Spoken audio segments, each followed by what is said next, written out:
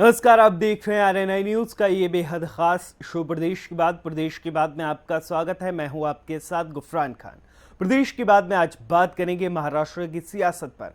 महाराष्ट्र की राजनीति में बीते कई दिनों से एकनाथ शिंदे का नाम चर्चा में है। शिवसेना में नंबर 2 कहे जाने वाले एकनाथ शिंदे की बगावत से उद्धव ठाकरे की सरकार ही नहीं बल्कि पार्टी भी हिल गई है। लेकिन हालांकि बहुत कम लोग जानते हैं कि एक वक्त ऐसा था जब एकनाथ शिंदे राजनीति ही छोड़ना चाह रहे थे। तो चलिए जानते हैं आखिर क्या वजह थी।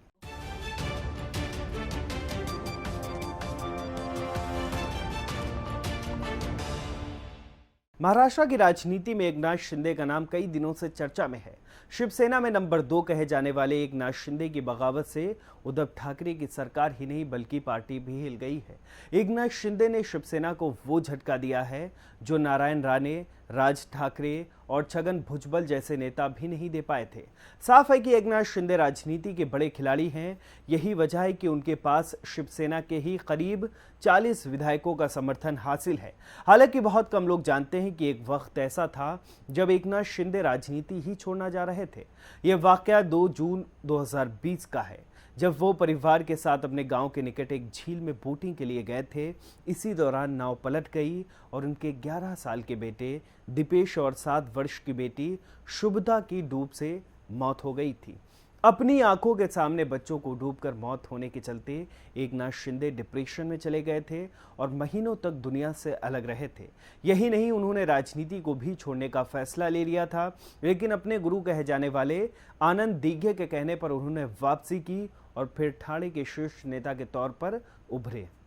आज वो अघाड़ी सरकार में नगर विकास मंत्री हैं, जबकि उनके बेटे श्रीकांत शिंदे लोकसभा सांसद हैं। आनंद दीघे ठाणे क्षेत्र के शीर्ष नेता थे और 2001 में उनके निधन के बाद उस विरासत को शिंदे ने ही आगे बढ़ाया था। इसके बाद नारायण राणे और राज ठाकरे का शिवसेना से अलगाव हुआ तो एकनाथ शिंदे संकट मोचक के तौर पर उभरे। उन्होंने बाला साहब ठाकरे का आशीर्वाद प्राप्त था और तेजी से शिवसेना की राजनीति में उनका कद बढ़ता गया। बाहुबल और धनबल के मामले में भी एकनाथ शिंदे को मजबूत माना जाता है।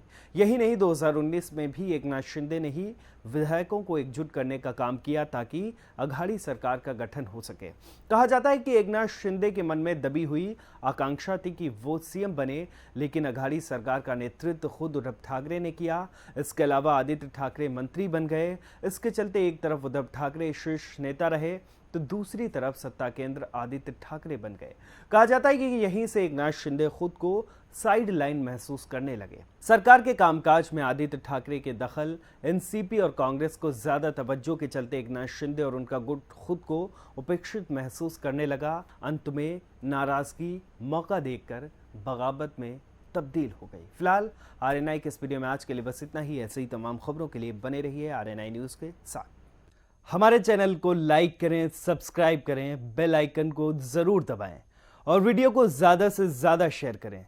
देश दुनिया की तमाम खबरों को नए अंदाज में देखने के लिए बने रहें हमारे साथ और देखते रहें आरएनआई न्यूज।